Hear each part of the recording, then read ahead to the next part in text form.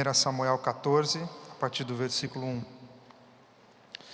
Certo dia, Jonatas disse ao seu escudeiro: vamos até a guarnição dos filisteus do outro lado da encosta.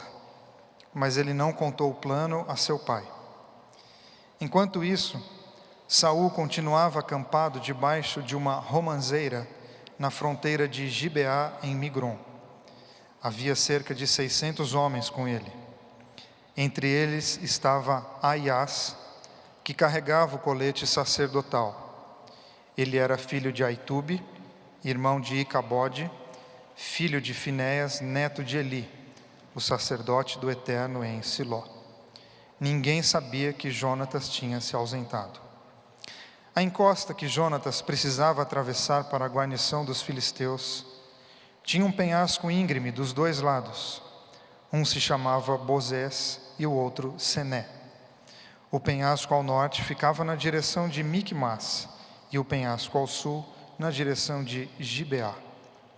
Jonatas disse ao seu escudeiro: vamos até a guarnição desses incircuncisos. Talvez o Eterno nos favoreça. O Eterno não depende de um grande exército para nos livrar. Quando o Eterno resolve salvar, ninguém pode impedi-lo. O escudeiro disse: vamos em frente. Faça o que achar melhor, estou com você. Jonatas disse: faremos o seguinte: atravessaremos a encosta e deixaremos que eles nos vejam. Se disserem: parem, não se mexam até que revistemos vocês, ficaremos parados ali. Não subiremos, mas se disserem: venham para cá, subiremos, porque significa que o Eterno os entregou em nossas mãos. Esse será o sinal para nós. Foi isso que os dois fizeram. Foram para um lugar no qual podiam ser vistos pela guarnição dos filisteus.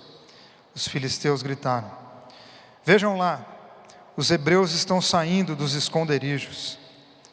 Eles gritaram para Jonatas e seu escudeiro: subam para cá, queremos mostrar uma coisa a vocês. Jonatas gritou para o escudeiro: vamos, siga-me. O Eterno os entregou nas mãos de Israel. Jonatas subia engatinhando e seu escudeiro vinha logo atrás. Quando os filisteus se aproximavam deles, Jonatas os derrubava e o escudeiro ia logo atrás, os matava, esmagando a cabeça deles com pedras. Nesse primeiro confronto, Jonatas e seu escudeiro mataram cerca de 20 homens. Isso provocou tumulto no acampamento e no campo de batalha, tanto entre os soldados do destacamento quanto entre as tropas de ataque. O alvoroço foi grande, como nunca visto antes. Até aí. A primeira vez que eu escutei uma mensagem nesse texto, em 1 Samuel capítulo 14, foi aqui na Betesda há quase 20 anos. Me lembro que quando o Ricardo terminou de ler esse texto, eu pensei: como é que alguém consegue pregar num texto desse? O que tem de bom numa história como essa? E sempre tem. Tem coisas horríveis e tem coisas boas. Isso é bom inclusive para analisar o nosso coração. O que é que nos chama a atenção nas histórias? As coisas bonitas ou as coisas feias? As coisas tristes ou as coisas alegres? Porque a vida é ambígua, há sempre coisas tristes, há sempre coisas bonitas. E os nossos olhos espirituais determinam o que é que nós vamos enxergar. Me lembro que o Ricardo falou sobre a possibilidade de nós vencermos algumas batalhas, mesmo em condições inapropriadas, mesmo sem armas, mesmo sem exército, mesmo sem um grande apoio, mesmo sem credibilidade e mesmo sem status.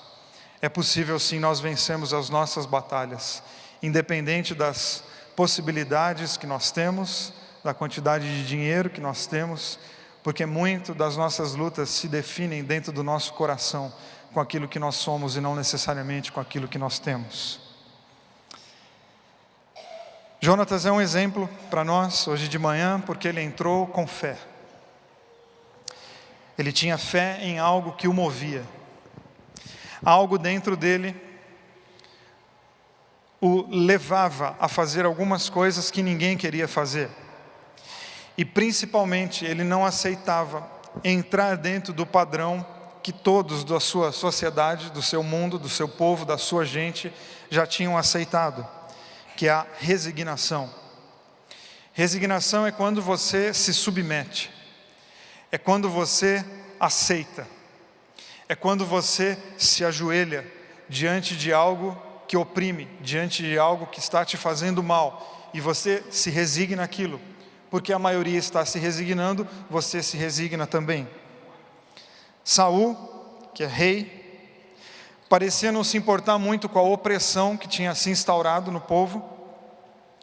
Ele se resignou ao domínio filisteu e colocou a vida no modo silencioso, igual a gente coloca o celular às vezes, igual eu espero que você tenha colocado o seu aqui hoje de manhã. Coloca no modo silencioso, mesmo que alguém ligue, mesmo que alguém mande uma mensagem, mesmo que você tenha 1000 notificações, estou nem vendo. No celular, no culto, é muito bom deixar no modo silencioso, na vida é um perigo. O tempo todo a vida no modo silencioso é um perigo, porque você está recebendo sérias notificações e você está simplesmente, não estou nem vendo, deixa para lá que eu não sei nem do que se trata. Jonatas não aceita isso. Ele não aceita se moldar a esse tipo de vida. Ele transborda. Transbordar é quando você vai além das margens que foram impostas a você. Transbordar é quando você consegue pegar um limite que alguém colocou para você, inclusive talvez sua família, e você transborda. Você encheu e foi além daquilo que disseram que você poderia ir. Você superou a sua família, você superou uma doença, você superou uma questão física, você superou algumas coisas, você foi além, você transbordou. Jonatas transbordou a lógica da resignação. E é muito, muito bonito, muito legal, muito saudável a gente pensar que no meio de um mundo de soldados com braços cruzados, no meio de uma situação de enorme dificuldade financeira, o texto todo relata isso, se você puder, leia o livro todo de 1 Samuel e você vai entender. As pessoas estão meio que de braços cruzados, simbolicamente Saul embaixo de uma árvore, de braços cruzados, esperando a morte chegar, porque quando você tem um opressor e você não faz nada, você está fazendo alguma coisa de mãos dadas com o opressor. Você está esperando a morte chegar. Jonatas, no meio de tudo isso, ele se levanta como embaixador da vida. Ele se levanta como uma pessoa que não aceita que a vida é aquilo ali. Fala, não pode ser isso aqui. Ele em algum momento olha para ele, olha para o meio em que ele está. Quem gosta do assunto da resiliência, essa é uma das características de uma pessoa resiliente, análise de ambiente. Ele analisa o ambiente, ele olha ao redor e vê pessoas apáticas, resignadas, esperando a morte chegar, e ele diz, não pode ser isso. Tem uma faísca dentro dele que o motiva a fazer algo diferente. É quase imperceptível essa faísquinha. É quase que aquela vela que está apagando. Parece que é isso que Jonatas tem. Mas ele acredita na faísca. Ele acredita naquele incômodo. Ele acredita que a partir daquele olhar outro que ele teve coragem de fazer para a vida pode se tornar diferente.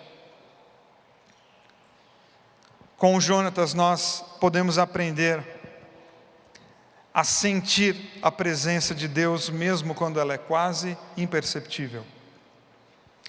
Mesmo quando não tem todos os barulhos que as pessoas costumam dizer que Deus faz.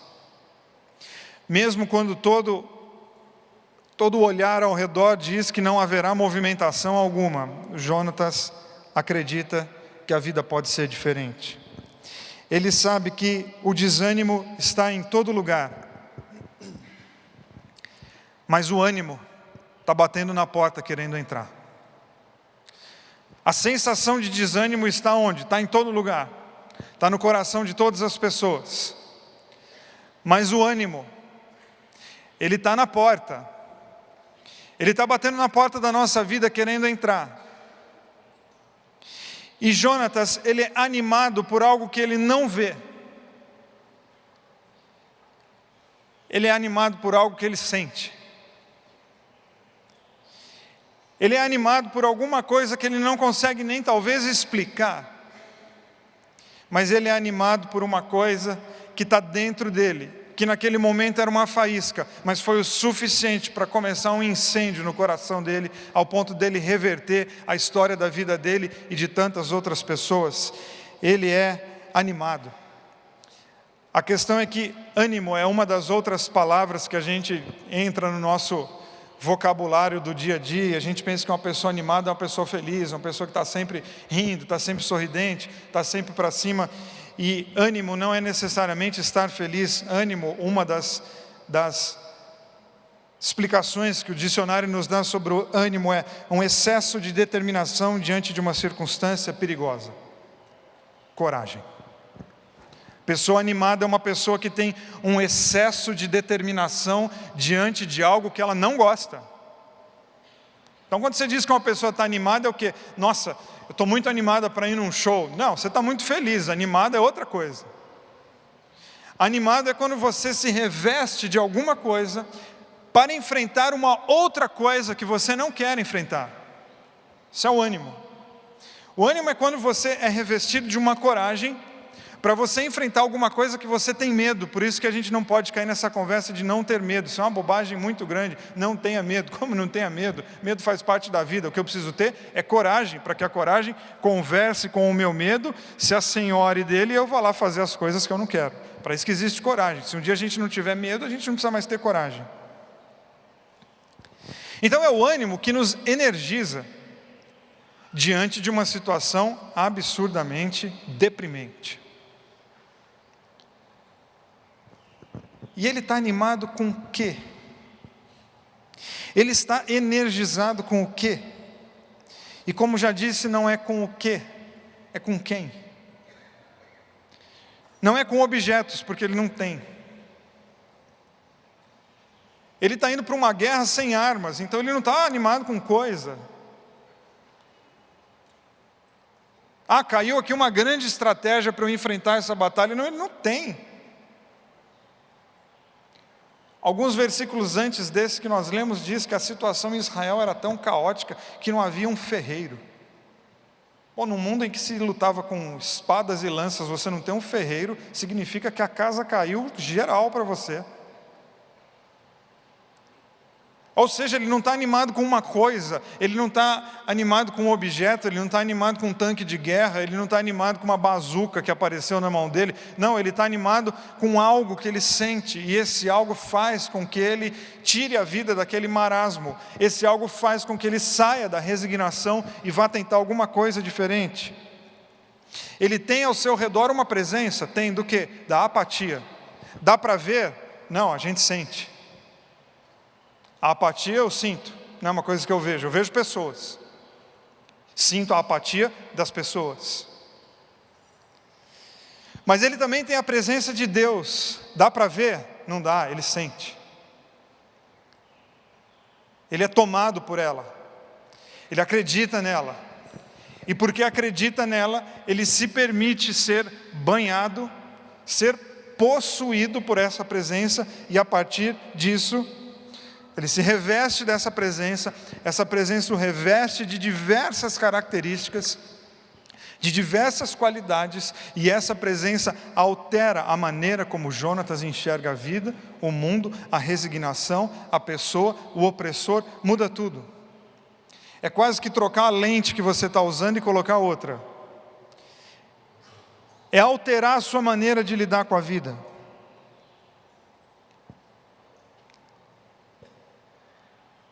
E é muito lindo quando ele diz assim: vamos até lá, talvez o Eterno nos favoreça. O Eterno não depende de um grande exército para nos livrar. Quando o Eterno resolve salvar, ninguém pode impedi-lo. talvez. A dúvida não o impede de seguir.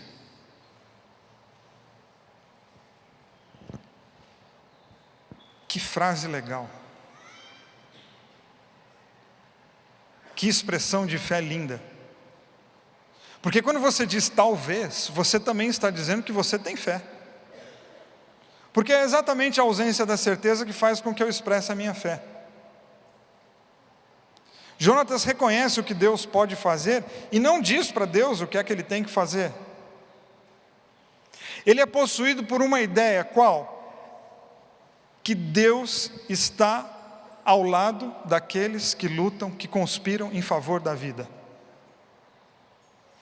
Ele não vive por aquilo que Deus pode fazer. Ele vive fazendo aquilo que é possível ser feito quando você entende que Deus está do teu lado. É uma expressão de fé que eu reconheço todas as coisas que Deus pode fazer, mas eu não fico dizendo, olha, Deus pode fazer, Deus pode fazer. Não, eu já sei o que Deus pode fazer, e agora? Agora eu sou tomado por uma presença, e agora eu vou fazer. Agora eu me mexo, agora eu me entrego, agora eu me dedico. Jonatas nos ensina uma coisa muito importante, que aprendemos a viver com um talvez no coração. Porque a gente foi criado e a gente insiste numa espiritualidade que é só de confirmações, de precisões, de absolutos, o centro da vontade de Deus. Uma vez uma pessoa me perguntou, e quando a gente tinha o ISEC, tinha muito essa conversa aqui, qual é o centro da vontade de Deus? E eu lembro que a gente sempre respondia, meu querido, eu não encontrei nem a periferia da vontade, o que dirá o centro? Porque tem gente que acha que encontrou o centro. Sério? Não, a vontade de Deus é algo que a gente busca. Não necessariamente algo que a gente vai encontrar precisamente toda ela o tempo todo. Não, é uma busca da tua vida. Ficar buscando. Qual é a vontade de Deus aqui? Qual é a vontade de Deus no teu casamento? Qual é a vontade de Deus no teu trabalho? Qual é a vontade de Deus na tua profissão? Qual é a vontade de Deus como cidadão? São muitas. É uma busca constante. Ele faz o caminho contrário. Em vez de ficar nessa obsessão de certezas e confirmações, de só tocar a vida para frente quando a gente tem certeza absoluta, que nós não temos de praticamente nada na vida, ele olha para a vida e diz, não, isso aqui não pode ser a vontade de Deus. Eu não sei qual é, mas viver de braços cruzados diante de um opressor, com certeza não é. Cruzar os braços e deixar a vida passar, e ela passa, não, isso não é de Deus. Não, a presença de Deus não está num grupo de pessoas que cruzam os braços e deixam a vida passar irresponsavelmente, porque cruzar os braços não é uma atitude de fé, é uma atitude de irresponsabilidade. Então ele olha para o rei, olha para as pessoas e diz, não, está claro que a presença de Deus não é isso aqui, não está aqui, não pode ser. Então, se ela não está aqui, na resignação e nos braços cruzados, ela está do outro lado.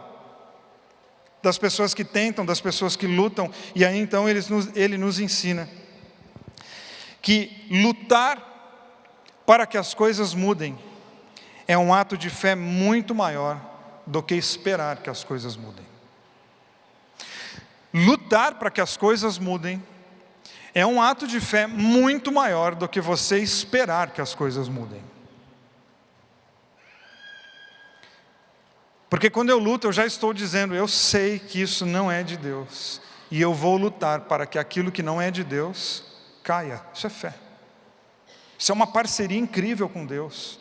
Tem opressão, tem violência, tem preconceito, tem discriminação, tem ódio. Então não é de Deus, eu vou para o outro lado. A presença de Deus está do outro lado. E quando eu vou para o outro lado, eu já estou dizendo, não, eu tenho fé no Deus que é amor. Eu tenho fé no Deus que é paz. Eu tenho fé no Deus que é abraço. Então, se aqui é ódio, opressão, violência, eu vou para outro lugar, porque aqui eu não vou encontrar Deus. Porque onde está Deus, aonde está o amor. Se Deus é amor, aonde é o amor, ali Deus está.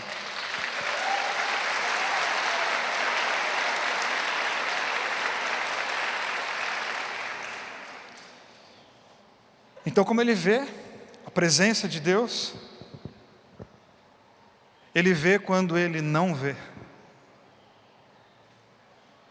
Não entendi. Tá bom, passo o resto do domingo pensando que uma hora você entende. Ele vê exatamente quando ele não vê. Aqui não tem a presença de Deus, então meu amigo, eu vou fazer minhas malas e vou embora daqui agora. Exatamente para eu encontrar com essa presença de uma maneira muito mais inteira. Para que ela de fato tome a minha vida, para eu de fato ser uma pessoa diferente.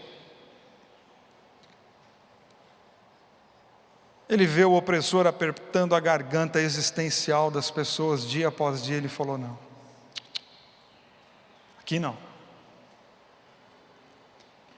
Mas Jonatas, você vai entrar numa guerra, você e mais um, vai dar errado.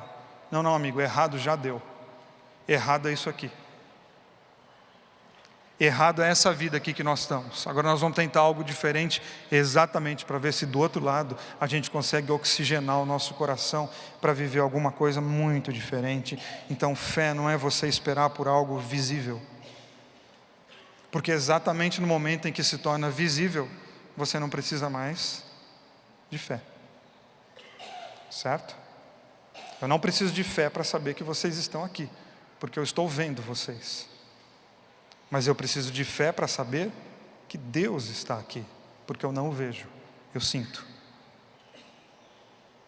Eu não preciso de fé para saber que tem uma cadeira e você está sentado nela, porque nós estamos vendo a cadeira. A gente precisa de fé para pensar que ela foi bem projetada e não vai quebrar. Fé é aquilo que eu não vejo. A hora que eu vejo, exatamente, eu não preciso mais de fé.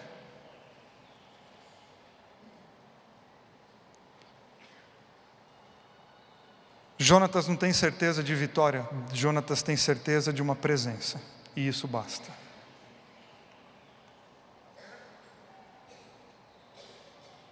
A ausência da certeza fez com que um grupo de pessoas cruzasse os braços e deixassem a vida passar.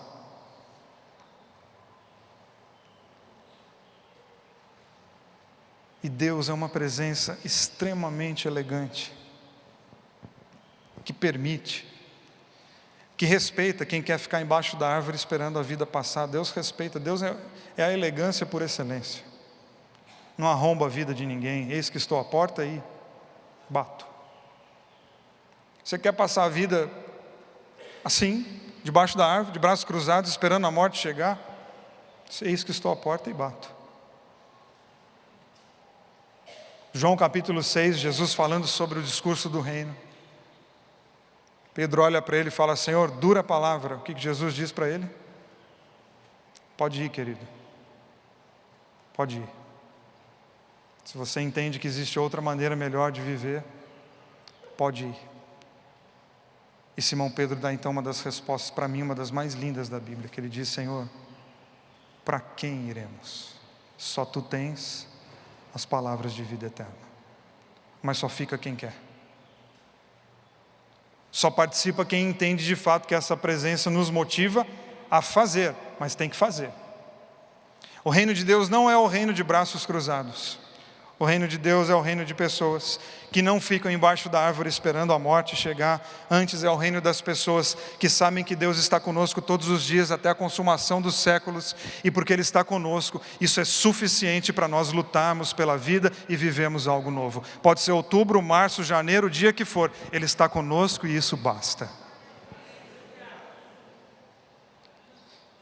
Porque Saul deve estar trabalhando com aquela lógica assim: olha, Deus enviou o problema, então Deus vai mandar a solução.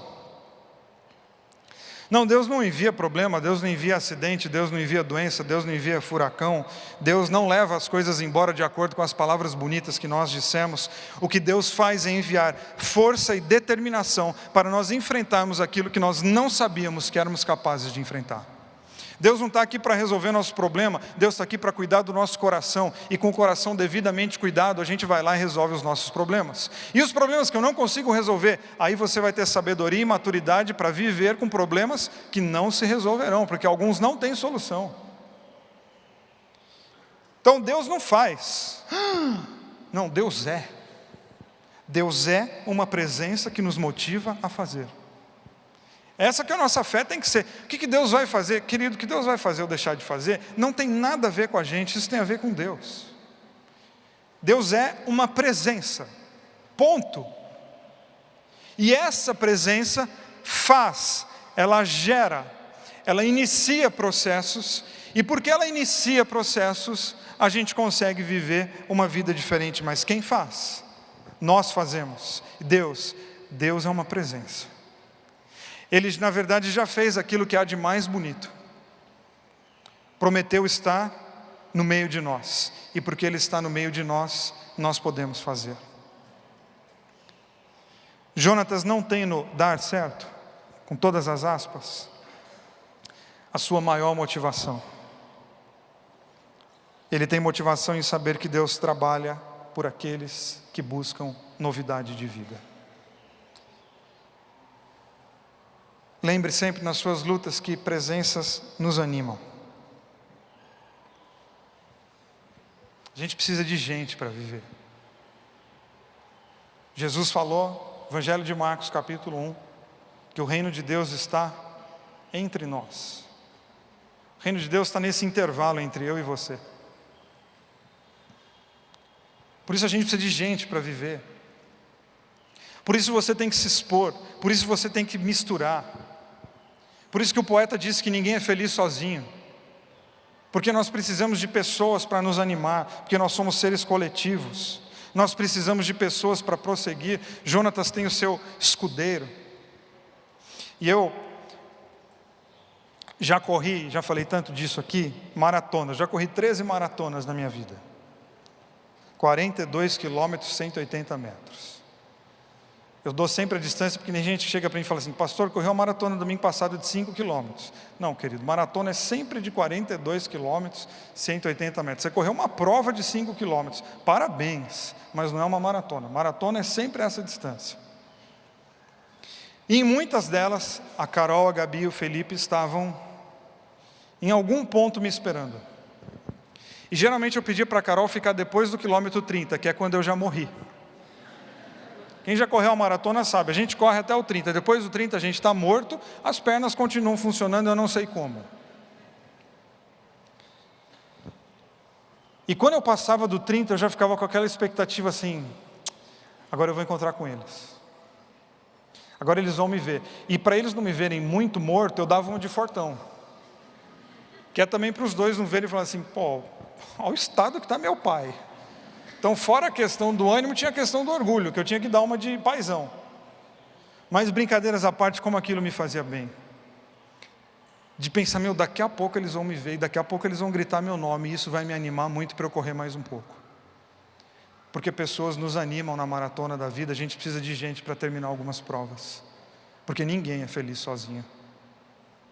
Porque dificilmente você vai sentir uma presença sozinho. É possível? É.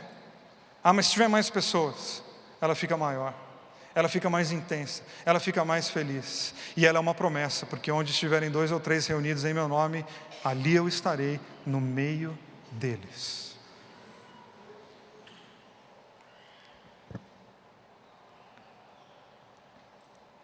Que coisa linda esse escudeiro. A gente não sabe o nome dele. Mas ele olha para Jonatas e diz: vamos em frente, faça o que você achar melhor, eu estou com você. Já pensou que ia ter um amigo que diz isso? Não é hashtag tamo junto não, que isso aí virou baboseira de rede social. Tamo junto e nada é a mesma coisa. Que bom que é ter gente. Pô, mas tem gente que dá trabalho, não tem não? Tem, inclusive você.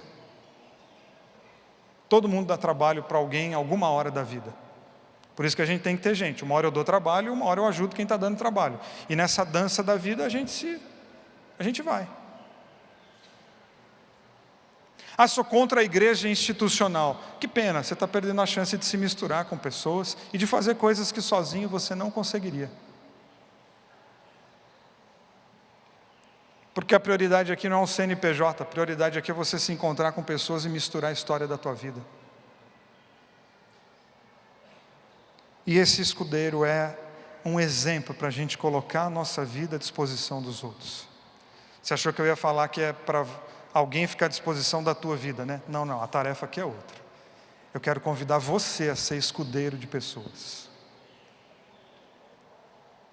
Não, mas eu não quero viver na sombra de ninguém. Não é para você viver na sombra de ninguém, não é para você ser sombra para alguém. Porque pessoas em dias abafados e cansados precisam de sombra para recuperar o fôlego e continuar na corrida da vida. Na nossa corrida lá no Saara, inclusive, me lembro que um dia, um dos dias da corrida, estava muito sol, estava muito. Foi um dia que fez quase 54 graus. E tinha pessoas parando no meio do caminho. E eu me lembro que passei por uma senhora.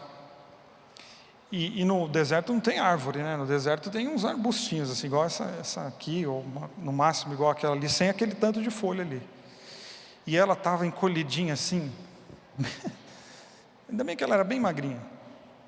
E ela estava tentando aproveitar a sombra daquele arbustinho ali. E na hora eu pensei, quando o dia está puxado, qualquer sombra serve. Quando a vida pega mesmo, qualquer proteção é proteção. Quando a vida está maltratando mesmo, qualquer ajuda é ajuda. Por isso que todos nós podemos ajudar-nos uns aos outros em amor. É com amor, então vai fundo. Ah, mas eu não tenho toda a estrutura. Não precisa, você tem amor, então vai para frente. Porque Paulo falou que é o amor que resolve as coisas. Ah, mas eu não sei falar em público. Você sabe abraçar? Então dá um abraço, que às vezes o que essa pessoa está precisando é de um abraço. Você sabe enxugar lágrimas? Talvez o que ela esteja precisando é isso. Mas tem uma coisa mais importante que a Bíblia diz para a gente fazer com os que estão chorando, é o quê? Chorar. Chorar com os que choram. Se você colocar a sua vida à disposição dos outros para chorar com eles, meu querido, você está obedecendo um princípio cristão que está na Bíblia: chorar com os que choram. Isso é ser escudeiro de uma pessoa diante de uma luta que ela não tem condições de enfrentar.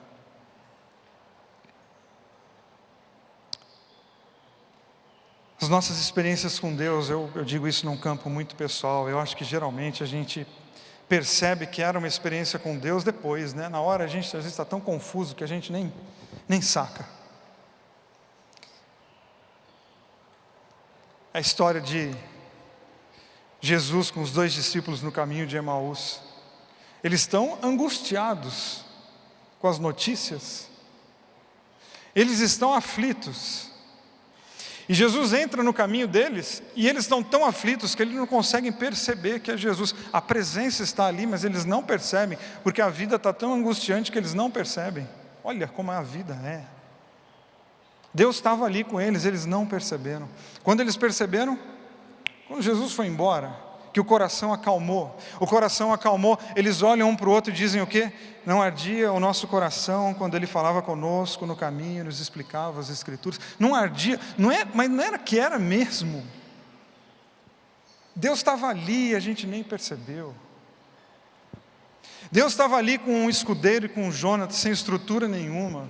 Talvez Ele haja, talvez Ele fale, talvez, nós vamos no talvez, sem a necessidade de ter certezas absolutas, e de talvez em talvez a gente vai tendo experiências com Deus, e a nossa vida vai sendo totalmente transformada. E eu quero encerrar contando uma história para vocês, que eu nem sei se eu vou conseguir contar, porque eu fico muito emocionado, então vocês tenham paciência comigo. Já contei um pouco dela em um dos meus livros, não estou contando para fazer propaganda do livro, porque o livro está esgotado.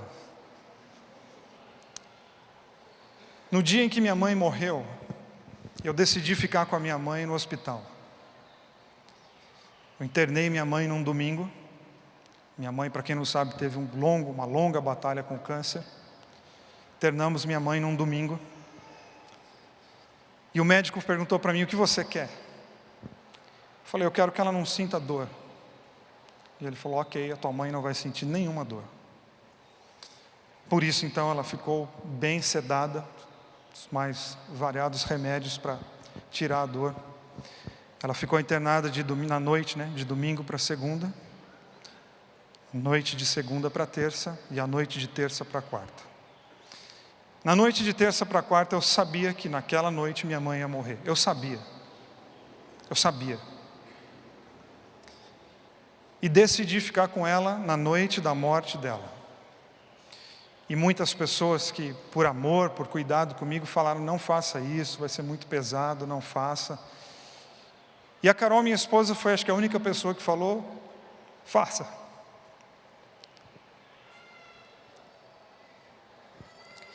Que eu fiz. Eu entrei no quarto da minha mãe, às 6 horas da tarde.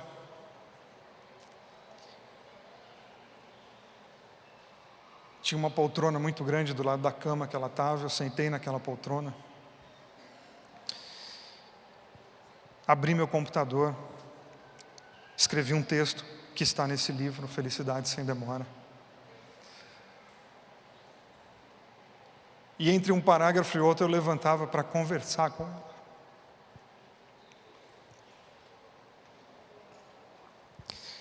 Uma conversa completamente improvável, porque ela não tinha mais nenhuma possibilidade de me responder.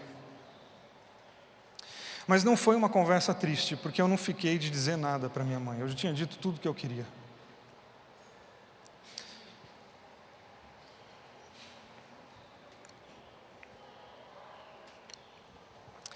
Eu agradeci ela. Falei algumas coisas que eu acho que eu nunca falei para ninguém. Espero que ela não conte, inclusive, para ninguém.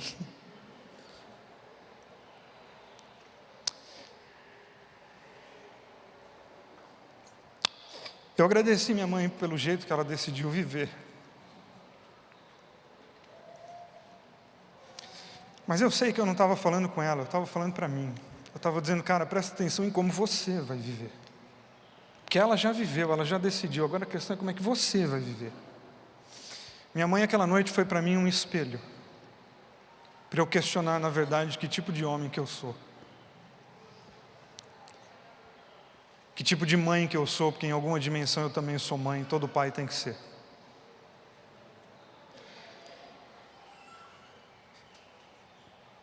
Quando eram 2 da manhã, eu estava muito cansado já, depois de muito conversar com ela, eu sentei na poltrona e dormi. Acordei, eram 2h15, assim, assustado, quando eu olhei para ela, ela já tinha falecido. Chamei o enfermeiro chamou o médico, os dois confirmaram a morte dela. E eu estava muito tranquilo mesmo. E eles dois olharam para mim e falaram: poxa, eu lamento muito sua perda. Eu falei: eu também. Mas eu lamento muito a perda do mundo, não é só a minha. Porque hoje o mundo perdeu uma pessoa que poderia continuar fazendo muita diferença no mundo.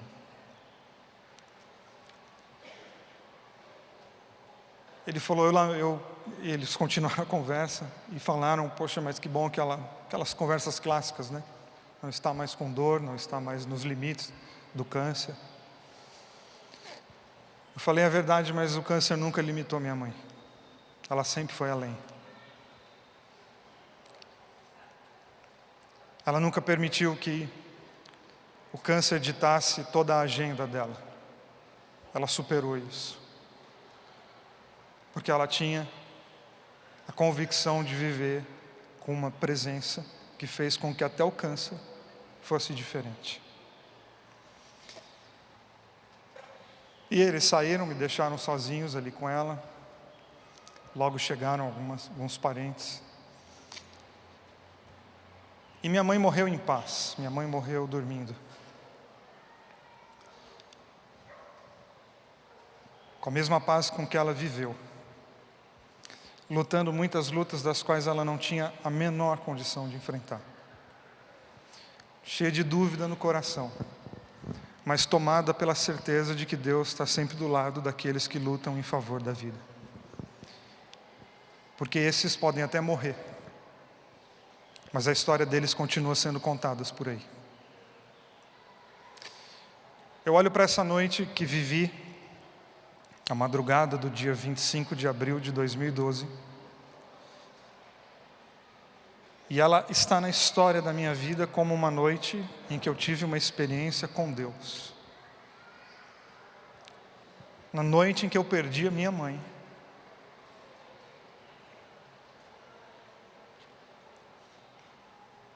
De alguma maneira, que eu jamais vou saber explicar. Aliás, eu jamais vou tentar explicar, entender para poder explicar. Deus me visitou. Colocou alguns princípios em mim que vão me seguir por toda a vida. E como que você explica? Eu não explico, eu sinto. Mas como é que você organiza isso? Eu não organizo, eu vivo. Mas você tem certeza? Eu não preciso. Porque quando tem amor e tem fé, a certeza se torna uma grande bobagem. Porque quando se tem carinho, quando tem afeto e quando tem interesse de lutar pela vida, isso faz com que tudo seja diferente. Fique em pé que eu quero orar com você.